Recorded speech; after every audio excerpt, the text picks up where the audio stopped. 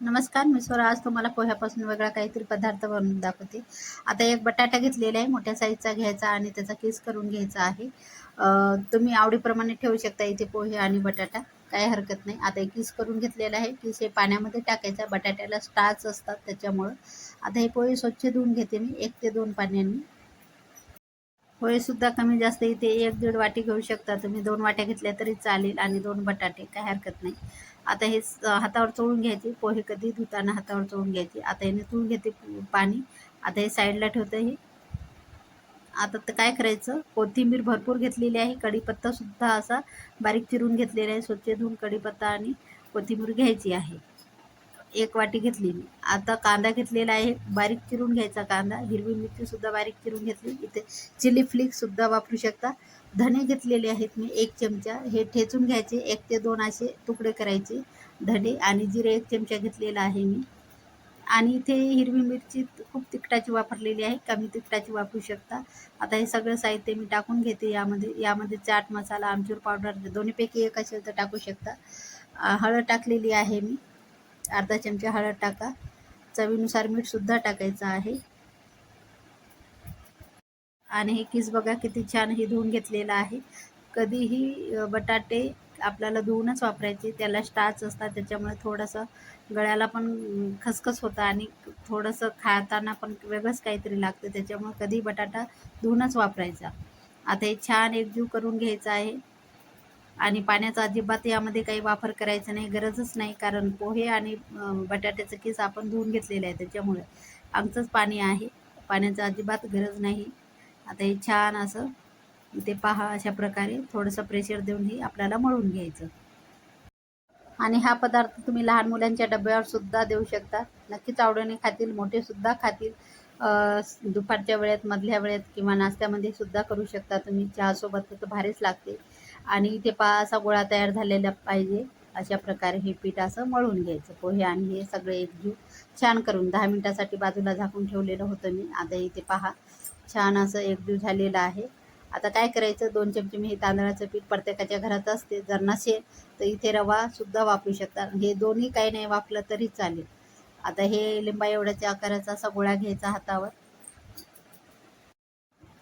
आणि छान एकजीव करून हातावर राऊंड असा आणि थोडासा असा प्रेशर देऊन चपटा करून घ्यायचा. आणि साईडला सुद्धा असं राऊंड येत आहे. आणि जाड नाही ठेवायची, पातळ ठेवायची.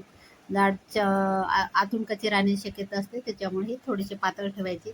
आणि हे असे घोळून घ्यायचे तांदळाच्या पिठामध्ये अशा प्रकारे. थोडंसं कसं कुरकुरीतपणा येते, त्याच्यामुळे तांदळाचं पीठ इथे वापरते. आणि हे असेच करायचे आहे. अजून दुसरा एक पदार्थ दाखवते याच्या पुढे.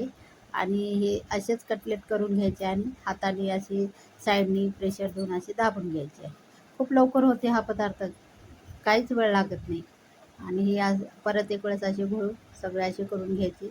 आता रोल बनवून दाखवते लहान मुलांसाठी.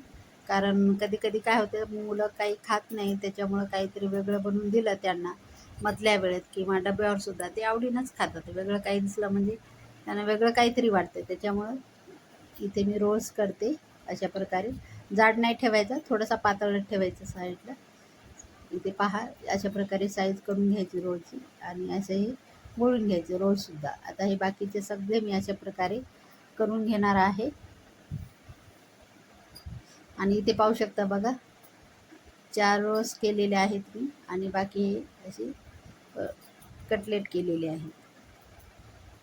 आता पॅनमध्ये तेल ठेवलेलं आहे. बुडालाच असं तेल ठेवायचं. जास्त तेलाचा यामध्ये काही वापर करायचा नाही, गरज पण पडत नाही. आता हे छान थोडंसं कडकडीत करून घे, जास्त गरम करून घ्यायचं नाही. आणि गॅस मिडियमला ठेवायचा, जास्त हाय करायचा नाही आहे गॅस. आता हे टाकून घेते, बसेल तेवढे. पॅन थोडासा माझा छोटा आहे त्याच्यामुळे आता बसेल तेवढे टाकून घ्यायचे. आणि घाई करायची नाही, लगेच टर्न करायचं. एखाद्या मिनिटभर तरी अशी खालची बाजू तळून घ्यायची छान. आता हे टर्न करून घेते मी. मी इथे चिमटा वापरते, तुमच्याकडे झारा असेल त्याच्याने करा. मला सवय आहे चिमट्याची, त्याच्यामुळे हे करून घ्यायले मी चिमट्याने. तुम्हाला सवय नसेल तर तुम्ही झाऱ्यानेच करा. आता हे छान दोन्ही साईडने आपल्याला छान कुरकुरीत असे तळून घेते. आणि रविवार किंवा कुठल्या मधल्या वेळेस सुट्टी असेल तर हा सकाळी पदार्थ बनवा जास्त प्रमाणात, मस्त चहासोबत तर फुल नाश्ता होतो बघा. भारीच लागणार आहे, एक नंबर. करून बघा आणि आवडीनेच खातात घरातले लोक, लहान मोठे. मस्त असा चटपटीत पदार्थ. आणि सकाळच्या घाईच्या वेळेससुद्धा हा पदार्थ लवकर होते, काहीच वेळ लागत नाही करण्याला, कारण घरातच साहित्य सर्व काही असते, त्याच्यामुळं खूप काही वेळ लागत नाही. डब्यावर लहान मुलांना तर नक्कीच द्या करू. आता हे बाकीचे राहिलेले अशाच प्रकारे मी हे तळून घेते. गॅस फुल ठेवायचा नाही. आणि रोलसुद्धा साईडने टाकलेले आहेत मी. आता हे एकत्र तळून झालेले आहेत पहा, अशा प्रकारे हा पदार्थ. आणि ब्राऊन कलर येईपर्यंत असे तळून घेतलेले आहेत. किती छान दिसते, अजिबात आतून कच्चा वगैरे राहिलेला नाही. आरामात असे तळून घ्या नक्कीच. आणि ते पहा अशा प्रकारे दिसतो हा पदार्थ. नक्कीच आवडला असेल तर लाईक करा, शेअर करा, कमेंट करा, सबस्क्राईब करायला विसरू नका. चॅनलला नवीन असाल तर भेटूया एका नवीन व्हिडिओमध्ये. तोपर्यंत धन्यवाद.